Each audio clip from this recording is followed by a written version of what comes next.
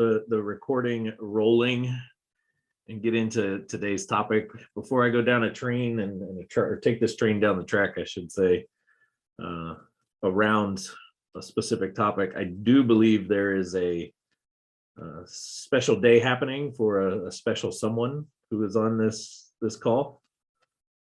Does anybody know what I might be talking about? A birthday? It's John Paul's birthday. Yeah, somebody had a birthday today. Pizzle's birthday. It's birthday. You can party. The big 4-0. 4-0. Hey. Everybody go ahead and wish JP a happy birthday real quick. Happy birthday. Happy birthday. Thank you. Happy birthday. Thank you. Mickey, welcome to the call. Jordan's excited that you're finally here. Oh, thank you, Jordan. I completely, I got back yesterday. I am still over there. Yeah, in your future life. So awesome. Well, JP, from all of us here at TRC and REI Toolbox, we wish you a happy birthday. It's the one day I'll be nice to you. I'm kidding. But I am going to actually use you as an example here in our discussion around some marketing stuff today, because I like what you did with using being creative in using a day when social media is going to give you attention, right? In case you guys don't realize, Facebook is really good. If you put your birthday on there, Facebook's really good about making sure everybody that you're connected with knows it's your birthday. And they kind of push that engagement, which is why those tend to be some of the most actively engaged posts or profiles, your profile, the most engaged day of it. And I love how, I don't know if that was planned, but when I saw it, that was my immediate thought. I was like, boom, way to get strategic with marketing and say, hey, I'm going to captivate this free gift of traffic today by plugging something that you don't really spend a lot of time openly talking about or putting out there, right? That maybe not as many people would say JP and connect Inspirable to. They're going to say JP and connect Skippy or Anchored Homes, right? So kudos on that. If you want to unmute, I saw you kind of give the thumbs up. So it obviously was a strategic play. If you want to share with everybody kind of what was going through your mind, why you thought that way. Yeah, well, a couple things. I did it was immediately when I woke up this morning, there was 4 people that I haven't talked to in forever, hit me up and said happy birthday. I was like, oh man, I remember this is going to be all day long. This is going to happen. So, on the video, I just act as if it was the end of the day. I said, hey, thank you for all the, birthday wishes, because I knew a lot of people would be coming. And so absolutely, I was like, let me capitalize on this. But it was kind of twofold. One, I wanted to, yes, bring awareness to Inspirable, but I also wanted to bring awareness to all the people that I love as well, allow them to tag their companies, because they're going to be getting seen by all these people that are going on there, and also do what I love doing the most, which is just giving back. And, to use that moment of 40 does hit a lot of people hard. So it was a very relevant message to really kind of push the mindset and performance coaching, and then, get people to really like my core values and my brand behind Inspirable. The fact that I'm giving back already, hopefully it'll keep that on the top of their mind, when they get maybe into a rut, or they know somebody who's in a rut that could use the mindset and performance coaching. So yeah, it was very strategic and also satisfying to be able to now donate on all of these companies' behalves. And get some recognition for them. Love it. Like I said, as soon as I saw it, I was like, I kind of had a feeling you were being strategic, but I was like, if he wasn't, this was an amazing strategic play. So if you guys haven't seen his post, go check it out and just kind of let that sink in. And I'm not saying you got to go copy the same exact thing, right, when it's your birthday, but these are some of the creative digital marketing type opportunities that sometimes we don't necessarily think about as a great chance to play on some of that awareness time, because to JP's point, the eyes were going to be on him all day today, whether he did something or didn't do something. So might as well make it worthwhile and promote some of the things that that he wanted to push. And it was a perfect little play from that awareness level, right? And I didn't know how it was actually going to all play out, but I was very surprised to see how many people actually tagged their company and the charity that they prefer. So I was actually very satisfied with the amount of interaction that it got. And the idea behind it was, now that my account is like kind of primed and juiced up, tomorrow I'm going to be dropping a really big video that I want people to see. I'm glad you brought that up. I was gonna kind of caveat over to that it's not just that day, right? And this actually had nothing to do with my topic of today, but it's turning into be a pretty good little snippet. You guys want me to keep going on this, or just shut up and move on to what I was going to talk about? Keep going. It's not just this day, right? I'm mentioning it, like Facebook's giving free traffic on your birthday because they want to make sure that you feel that dope rush, right? That injection of, man, I feel good. Everybody's recognizing, everybody's kind of seeing that and wishing me the happy birthday piece. This also happens sometimes. You'll put a post out that takes off, that takes fire, right? Not all of us are monster influencers with millions and millions and millions of people following us. So the theory of going viral doesn't necessarily happen. However, in our small little sphere, there are posts that sometimes will take off and become viral in our audience, where all of a sudden it's getting some attention.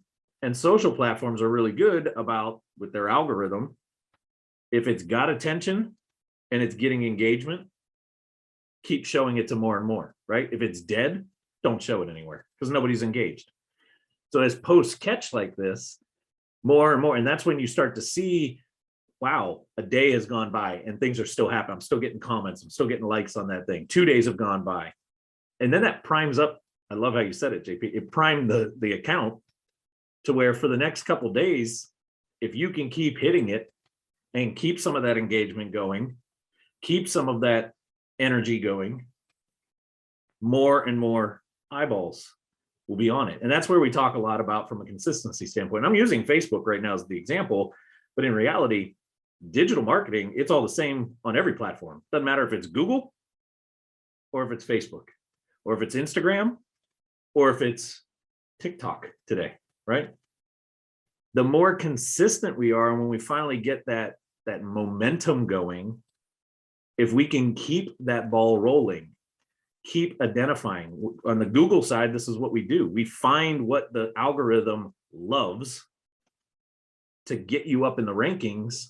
And all we do is just keep feeding the beast. We just keep pumping it in there because they love it. And they're just going to keep eating it up. And they're going to keep pushing that up there. And they're going to keep moving you up because you're basically giving them what they know the searchers are looking for, right? The same thing on the social media side. So I love that you got kind of this little strategy, JP, coming in tomorrow, knowing, hey, today I got some really good engagement. I'm playing this. I'm going to follow it up tomorrow with X, right? And I would even challenge, see how long you can keep that momentum pooling, right? Maybe out of tomorrow's stuff, look at what can I hit on Friday that maybe continues this, right? And then if it continues from there, see if I can pull it into Saturday and just look at where the trend dies out. Look at where that engagement dies out, but identify some of the things that are grabbing people's attention, pay attention into some of those, deeper comments, and just see what else you can kind of pull from that.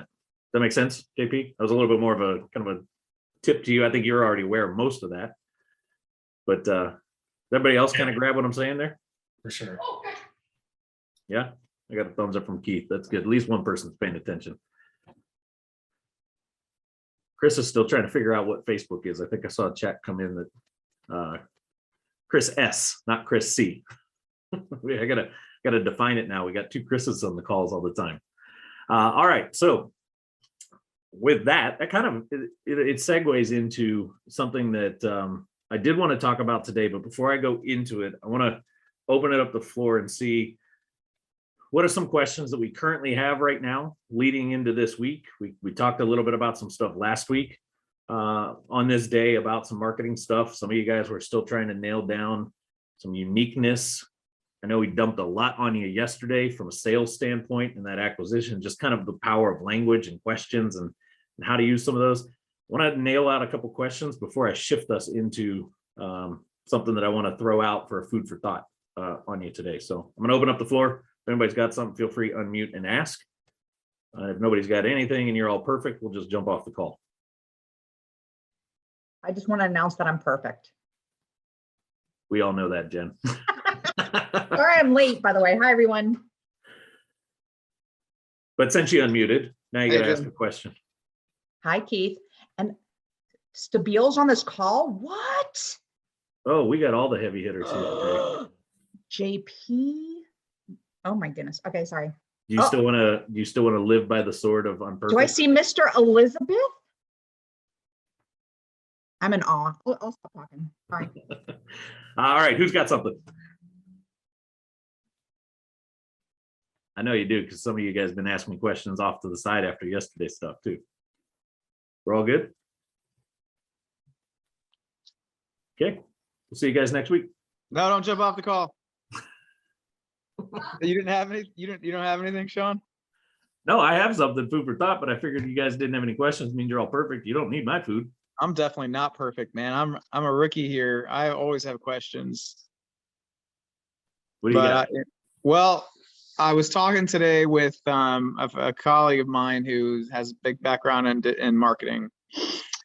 And anyway, the sales funnel. So I know the term, I've heard the term. And right when you asked that, I was wondering whether you might want to break that down. I know it's a process, it's facilitating a person's buying experience. Maybe, I'm not sure. That just popped up in my head. Okay. I like that. Matter of fact, something I was about to say in a little bit ties into that.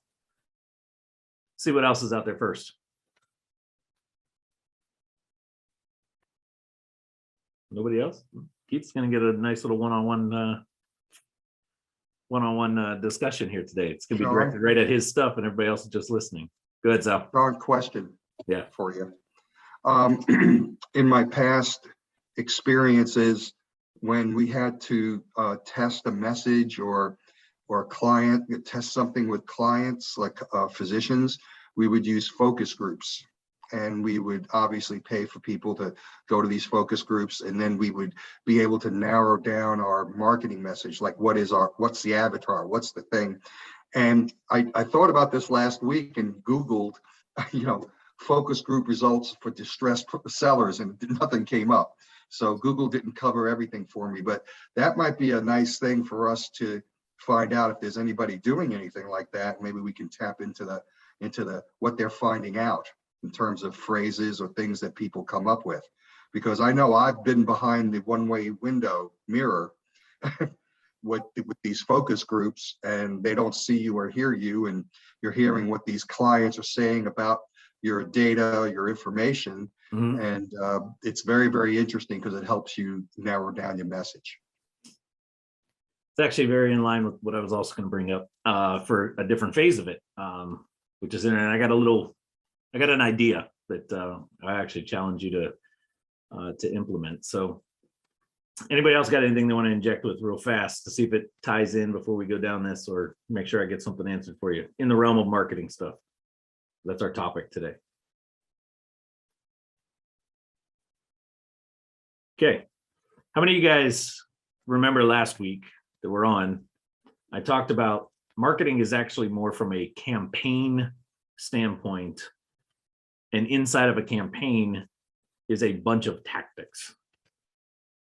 Texting was a tactic, cold calling, tactic, right? Email, tactic, voice drop, tactic, bandit sign, tactic, door knock, tactic. But in reality, it's the culmination and the stacking of tactics that comprise this whole campaign that makes up where I'm trying to take the audience, or where I'm trying to pool my opportunities through, right? So to Keith's question, funnels, before I can even start to plan out the funnel, I have to do just that. I have to plan what this whole campaign is going to look like. What is the purpose of the campaign? Who is the campaign for? And what is the outcome of the campaign that I'm going for? Now, we all know in the real estate realm, it's first thing out of the gate we need to do is we got to go get ourselves some data. We got to go get a list, maybe we pull it from a software, we buy it from a platform, whatever. We go and compile the list and the data ourselves. Maybe you've already got it in your system and you're going to scrub it and clean it down, right? But that's just the who I'm going to attack. Well, I got to make sure I got information to get in touch with them. If I'm going to be trying to do some texting and cold calling, well, I need to make sure I have phone numbers.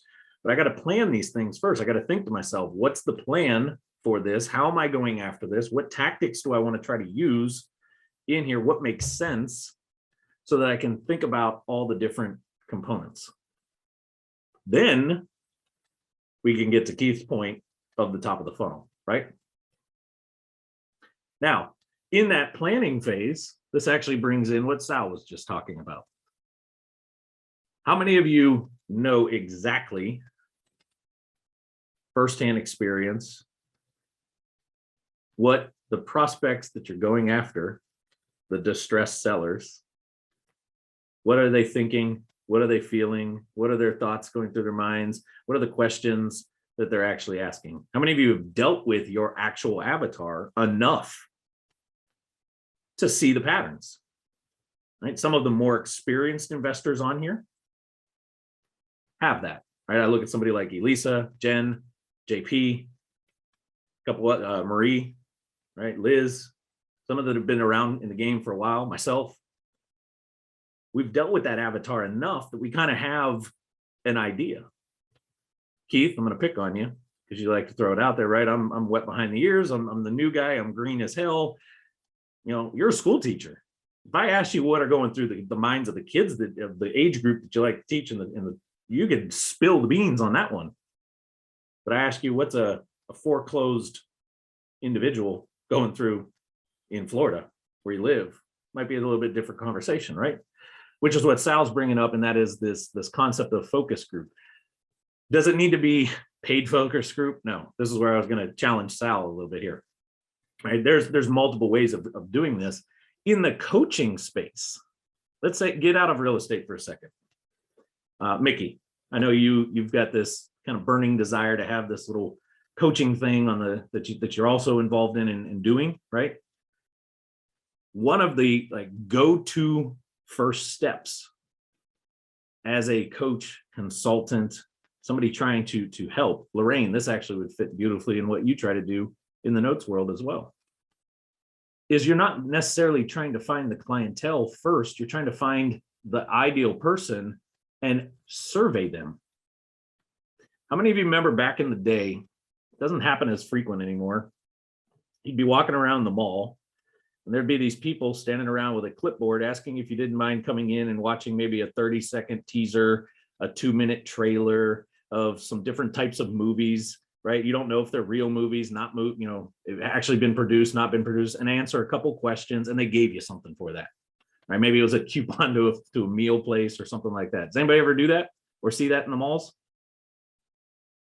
This was a way of creating a focus group in essence. They would survey a bunch of different demographics live in the moment. With some of them were just literally like that 2-minute clip was all that was produced, and it was to see, do we get enough information to say we should produce that type of movie? Others were actual movies that were being produced, and they wanted to see what's the likelihood of that one taking off live in the moment. So in the real estate world, how does this work? Well, what if we just found a bunch of sold properties in our area, recently sold, last 30 days, 60 days, and went and smiled and door knocked a little bit, or went and called up, did some cold calling. But now I'm not cold calling to say, hey, this is Keith with so-and-so home buyers. I want to buy your house, steal it out from underneath you. And I'm that big bad investor that you think I am. Instead, it's like, hey, my name's Keith. I'm with blah, blah, blah company. We're doing some market research here in the area. Notice you just recently sold your home. You have 2 minutes to answer 3 questions. And ask a couple simple questions. And see if it leads into a deeper conversation. And all you're doing is just gathering information to better understand what's going on in that market. Now, this all has to happen in the planning phase, right? How many believe if you did a technique like that before launching a marketing campaign, you probably would start getting a little bit better results from the campaign, right? Shawn, is this similar to, because this is something Chris and I were talking about, is going back like to the last 3 deals we did in the fourth quarter and just calling them up, calling these clients up. Are you satisfied? Everything okay? And then having 3 questions for them, just trying to build in a limited concept what their thought process is, what they're feeling, like you're mentioning. I mean, we got a lot of people here that have done a lot of properties. It'd be great if we all just did 1 or 2, and then next week talked about what we picked up. Yeah, I mean, it's always good to, brainstorm across the board like this, something in this type of format. But, Sal, you're in Houston, Liz is over, and Marie, you guys are over in Phoenix, completely different, right? You're in Houston, and I bet if you talk to John May, it's not going to be anything close to what John's dealing with in Louisville, Kentucky, compared to the hustle and bustle, pace of Houston kind of mentality.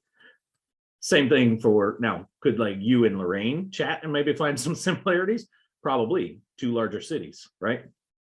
Could John and Jordan talk and probably find similarity? Absolutely, right? Similar type markets. So yeah, there is that power, but there's still nothing that can replace getting in the trench. And this is why I say coaches and consultants, when they start, or practices, right? Private practices. They do this notoriously. They get a bunch of individuals who would be the ideal candidate. And it's an information gathering phase because you want to figure out what would be some of the questions that you might ask, in the real estate world of this. What led you to sell your home? What were some of the struggles that you had? Hey, I noticed, you don't necessarily say this, but that all the people that you put on this list all sold with a real estate agent. What was the one thing you loved about your real estate agent? What was the one thing you disliked about selling through a real estate agent? If you did it again, what would be a change that you would make? These are the actual thoughts that are going through their minds, the things that they're dealing with, that when you go to market now, when we actually launch the campaign, we have something to pull on for the messaging. We have something to pull on for the hooks, the bait. This making sense so far? Whose wheels are spinning? Who thinks they already have some of this information? You just didn't think of it this way, or have some people. How many of you guys have past deals that you've done? Go to those individuals first. Right, this is the other side of it. They've worked with you. You've done a deal with them. Go and ask them. What was the one thing that you loved the most about working with us? If we were to do, help you again in the future, hope we don't have to, but if we did, what would you have liked to seen done differently? What were some of your hesitations when we first started our discussions?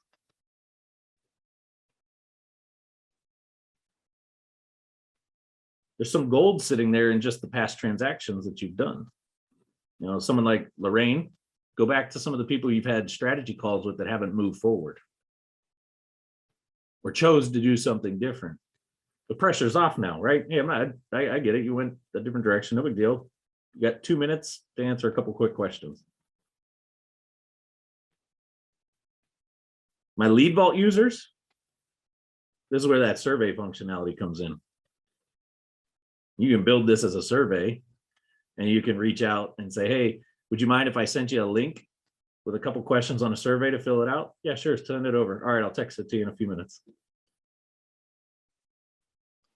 Now they That's don't feel like they have to actually- talk to you about it, right? They could just fill it out in the comfort of their own safety net.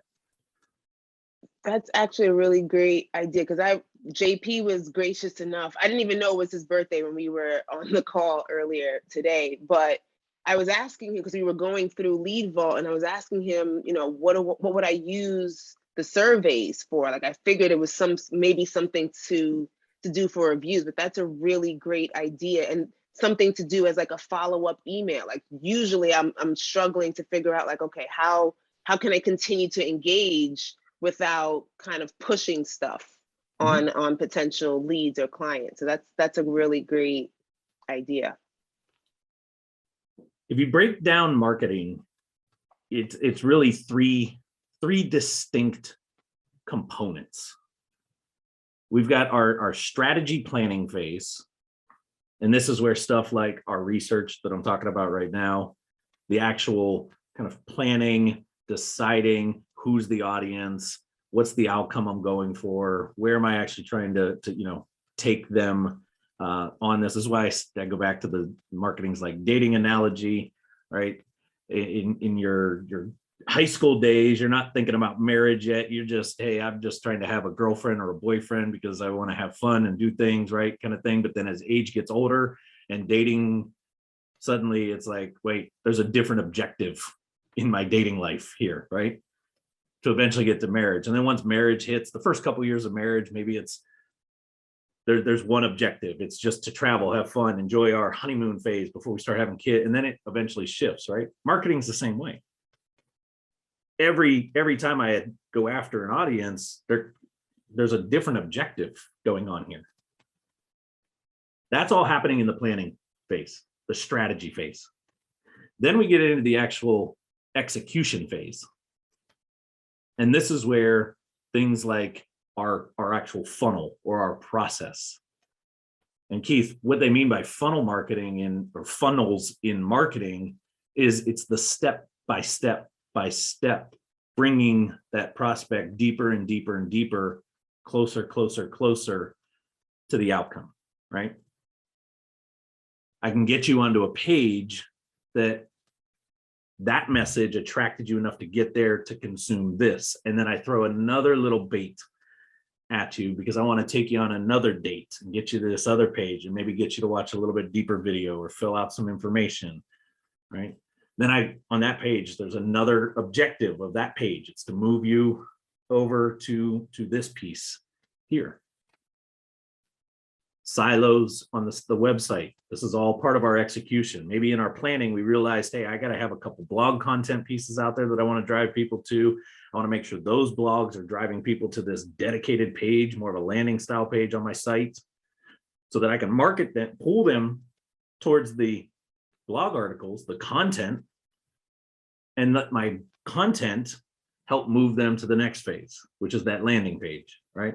Then on that landing page, maybe that's where I'm saying the point of this, the strategy that I built in my strategy sessions and in my planning phase, in execution, I'm looking at that landing page. The objective of it is to get them to fill out the form or get them to phone call me or get them to chat with me in my text chat bot, something like that, right?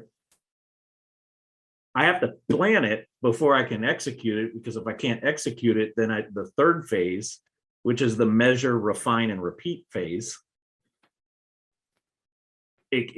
that phase dies out and it's dead. If I had zero strategy and I jump straight to execution, throw a bunch of spaghetti on the wall, so to say, see what sticks, what am I really measuring? What am I really tracking here? What am I really trying to refine? I know JP had to jump off, but like today he quickly went from strategy to execution. Realized, wait a minute, it's like free attention on me today. Quick strategy. Let me actually put something out there, promote something on it. Boom, it went. Now he's seeing, holy crap, that actually took shape. Back to strategy to think about what's the next execution piece for tomorrow. Right? And as all this comes out, that's what I just challenged him with, is that final piece. Measure it. Look at the data that came out of that and see what you see, to maybe go back to strategy now And can I build a strategy completely around this? Real world scenario for us, we're getting ready to go do the Think Realty event in Houston in March. Sal, Chris, it's confirmed. We're going to be down there Wednesday, Thursday, Friday, late March. I'll give you the exact dates. They're the dates I threw out the other day, but we're definitely going. Roger and I were strategizing a little bit today. We were looking back at the Baltimore event that we just did and saying, hey, what went really well at our booth? And what didn't we feel like hit right? Let's get rid of that. And in Houston, we're kind of attacking it from a little bit different angle. Here's the kind of the purpose of our booth there. You know, we're spending X number of thousands of dollars to be down there. Here's what we're going to try to get out of it. And here's going to be the strategy this go around on it. Now, when we get down there, it's execution time. One thing that we changed, instead of me hosting a panel, I'm actually just speaking on a panel, because I feel like hosting it last time, I didn't get enough value for us as the host of it, because I had to make sure the rest of the panel got stuff. See what I'm saying? This time I'm just going to be on it where I can inject and maybe play a little bit different of an angle with our information. We'll come out of that event. It'll go into the third phase. We'll look at it. We'll see what needs to be refined and execute the next one the way we see fit with a better strategy, right? Making those changes. Same is true in your marketing. You know, I like to use Liz and Marie because I work with them very one-on-one. They're one of our one-on-one clients as well. And I talk between Liz and Marie, I probably talk to you guys more than my own father at times. Talked to Michelle Woker there. Talked to her yesterday on the way home, talked to her already today, right? But I like to use them because they're actually in this process right now. Every week, they're attacking a very specific type of audience and they're driving them to a very specific outcome. No, but Shawn, what about like you're in a different market now? I know it's still real estate, but you were in Baltimore. Now you're going to be in Houston. Yeah. And so you know what you want to change, but do you like, how are you feeling like that vibe or what you think will be happening in that part of the Great country? point. Back to data, right? I don't have to do the market research here because Think Realty can give me that information. To Sal's point, he tried to search, it wasn't out there. I wrote one email to the head of my connection over there at Think Realty and said, hey, why the big thing that they changed? It's on Thursday, Friday, not Saturday, Sunday. Said, hey, why did you guys change from doing a Saturday, Sunday event to a Thursday, Friday event? He emailed back. Houston's typically, our typical event in Houston's typically filled with more seasoned investors, more full-time investors, more serious investors. Therefore, during the week works better. We get them to show up during the week, whereas on the weekends, they ain't going to pay attention to an event. Now I can take that into my strategy and go, okay, we're not really going after new investors. We're going after the more seasoned investors, the ones that are more primed and geared for our accelerator dominator type services. So we're going to change our strategy a little bit so that we are positioning ourselves for them. That makes sense, Liz? I'm doing this right now in the real estate world though, too. We're looking at places in Big Bear, we're looking at places in Flagstaff, and we're looking at places over in the Durango, Colorado area, mountain cabin homes. Well, we just had 3 friends buy in Big Bear. We've been asking them questions galore about why, what about it, how's the Airbnb stuff going up there. I'm just doing a bunch of research at the moment to better understand what's happening in the Big Bear market for us here, to see why it makes sense to maybe go there. Once I have that data, then I can put a plan together to say, here's how we're going to attack that market.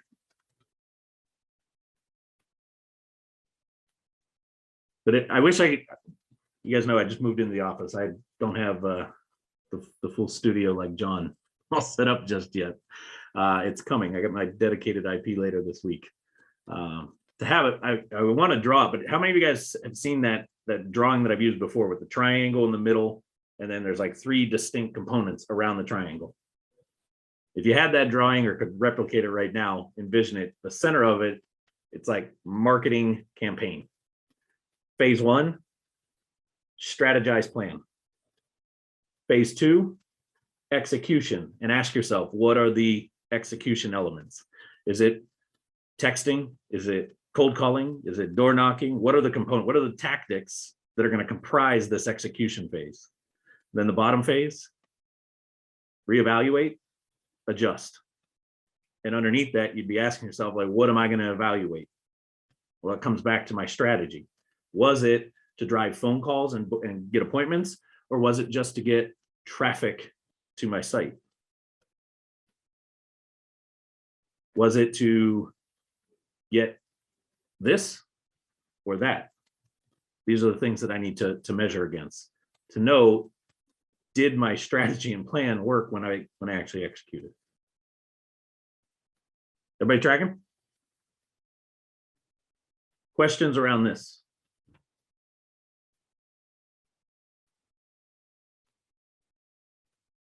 Who's got a campaign that they think they'd like to launch and has kind of a general gist of the strategy? Let's start there. Let's see if we can break somebody's apart and really put a strategy in place for what you're trying to do.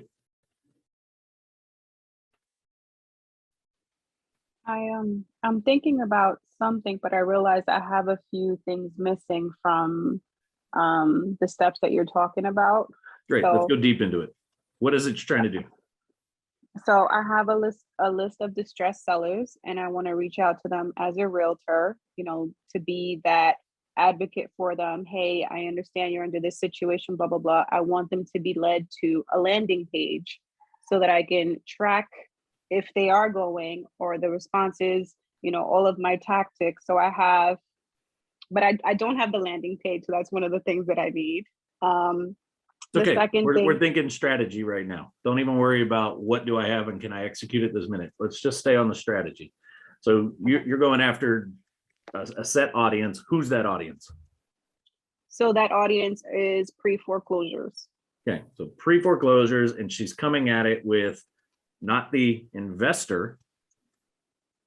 This is for a real estate agent side, right? Yeah. So what is the goal? The overall goal for this? Where are you trying to land to? Listings? Either or, listings or to buy for the investments. You guys see where it can already get a little muddy? Okay. Huh.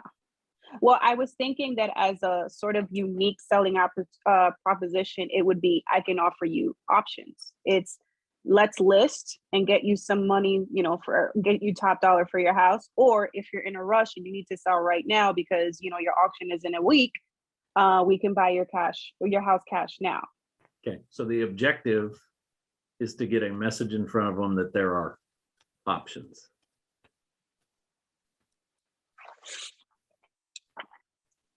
Okay. But what are we trying to ultimately drive? If you launched let's say you put the whole thing together, next Monday you launched it, you ran it for 30 days, and I told you to go to the third phase after 30 days, evaluate and make any readjustments. What is the, I won this, right? Think football or sports for a second. How do you know you won the game? How do you know it worked well for you? Well, if somebody just responded and said, hey, you know, I'd love to get on a call with you, I think that would be a huge win for me. Okay, you see how that's completely different of an outcome. Mhm. Then I need to win this, I need actual listings, or I need to get a deal under contract for my investment side. Okay. Completely different strategy. Mhm. You're just, this campaign, the whole goal of the campaign is to set up what I call strategy sessions.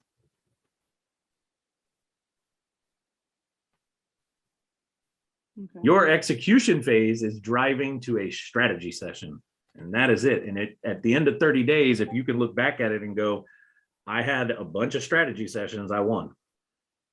Or after 30 days, you look back and you're like, I got none. That didn't work. Right? There's something that needs to be readjusted here.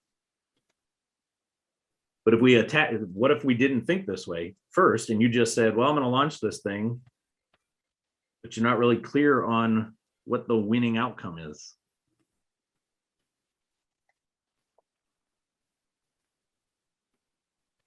Okay.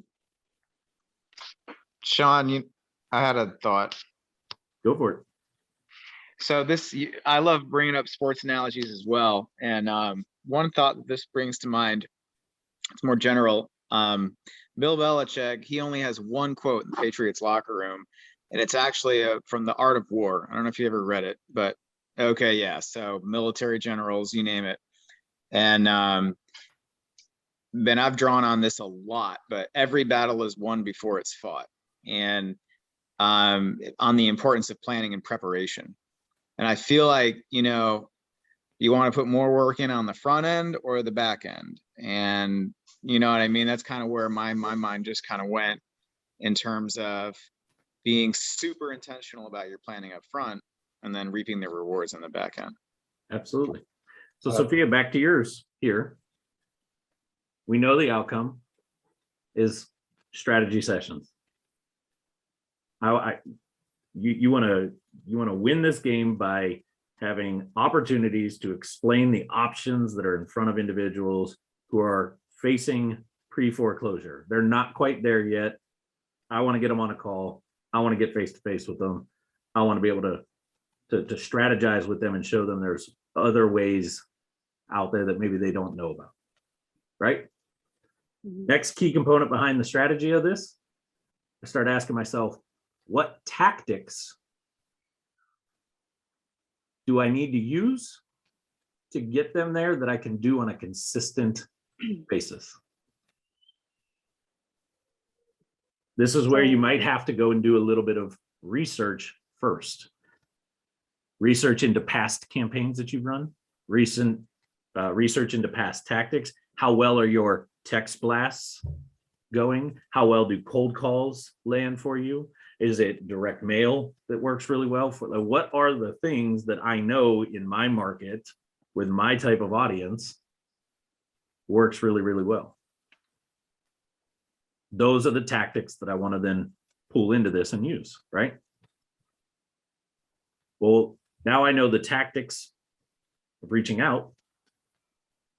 Now the next part of my planning goes, once I get their attention, what's the plan? Well, I want to take them. The goal is get them to the strategy session, which means I don't need them to call me right away. Could I take them and say, hey, go to this page on my website, this landing page that has a little bit of information, has some video on there, has some kind of FAQs, the frequently asked questions that pretty much everybody's going to have, food for thought type information, with a form or with some way of them telling you, I want to discuss what's out there.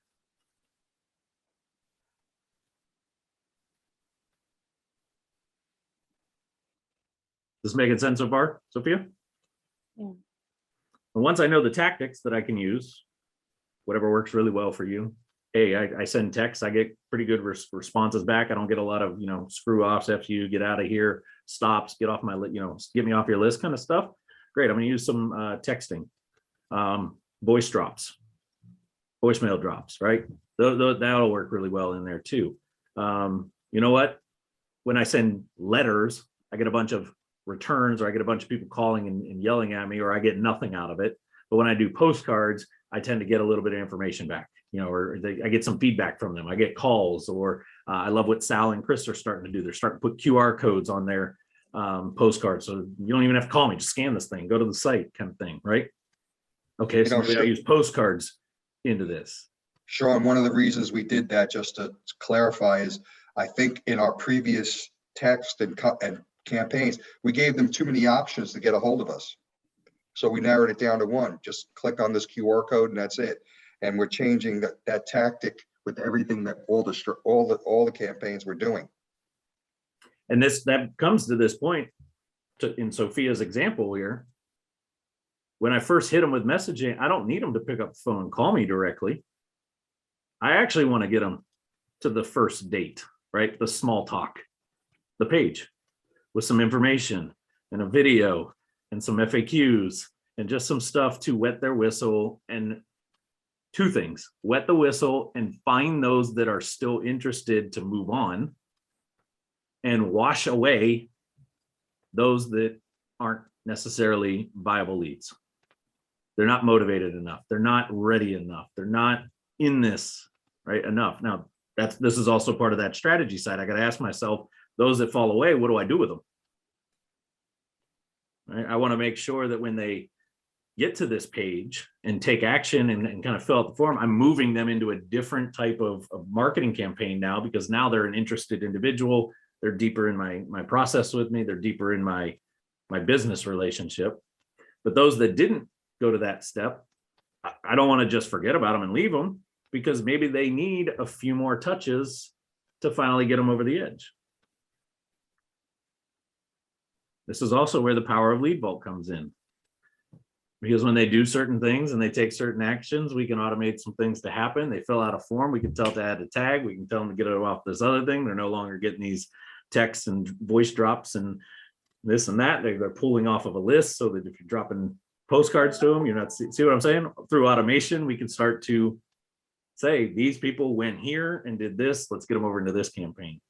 These people didn't do this. Let's get them over to here. Liz and Marie have this working right now. They've got a text campaign going out. Somebody doesn't answer back. Eventually a tag gets added and it's like, hey, wait 2 weeks and then follow up. Well, that put them in that campaign. And if those people answer, it moves them back. But if they don't, then it adds a tag for a 1 month follow-up, gets them over into that campaign. But I want to strategize all of this. Then I sit down and go, okay, what do I got to build out? What do I have and what don't I have? And I want to go to work on knocking out what I don't have so I can get it in place so I can rock and roll with this thing. And then once I have the whole campaign ready to go, then we can launch. And then I got to stay consistent with it for a good 30, 45 days before I start measuring it. That's the other part where a lot of real estate folks go wrong. They launch it and 5 days goes by and stress hits and holy shit, nothing's happening. I'm not getting any calls. This doesn't work. I got to burn the boats, redo it all, change it all out. That was a dead list. I'm going to go buy this. And in reality, it was just, you panic too quick. Right? And then we start forcing because we're desperate, because we just need a deal. So we start thinking everything's a deal, even though it's not a deal.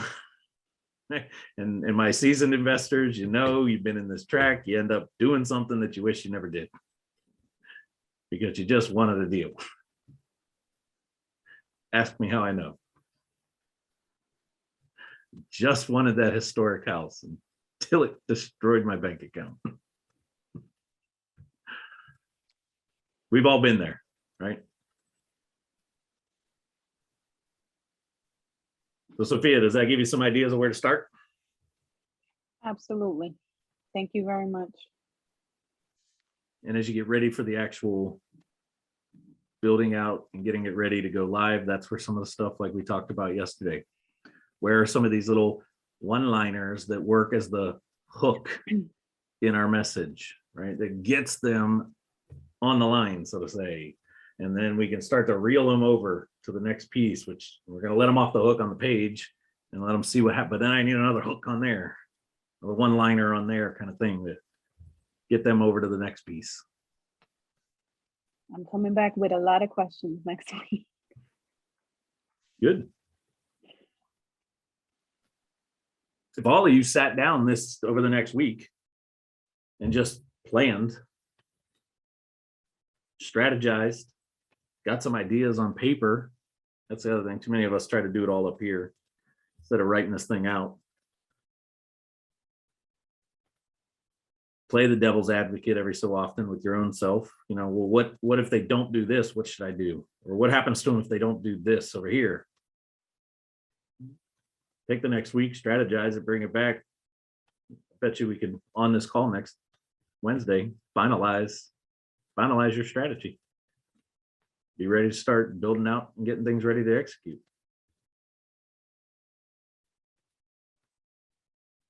This right here is legitimately the process when we're running your accelerator and dominator campaigns. We attack SEO this exact same way. Lorraine, John, earlier today, Roger, myself, the team, we were all on a call discussing your guys' stuff. Reevaluating for Lorraine, we were reevaluating data because we've been doing a couple months now. We were reviewing some data, making some adjustments, fine tuning some things, deciding what was going to change, building a little bit different strategy on it, and getting ready to execute. John, brand new into the package. We were finalizing some strategy and planning, things we know work, designing it based on what you're specifically kind of in and where you're at, and this kind of stuff based on data we're seeing out there, market research that we're seeing out there, getting ready to execute. That's in your SEO campaign.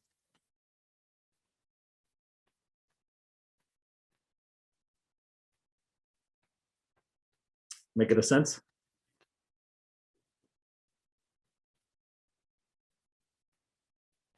This is how you make sure you don't burn money on marketing.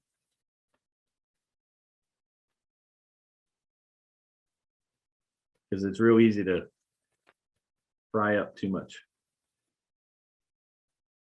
So with that, we got about 5 minutes left. If anybody has anything, feel free to shout it out. Thoughts, questions, comments, anything, whatever you got. If not, I'll hang on here for a few more minutes. But we'll see you guys tomorrow. Remember, tomorrow is a split day. I'm actually gonna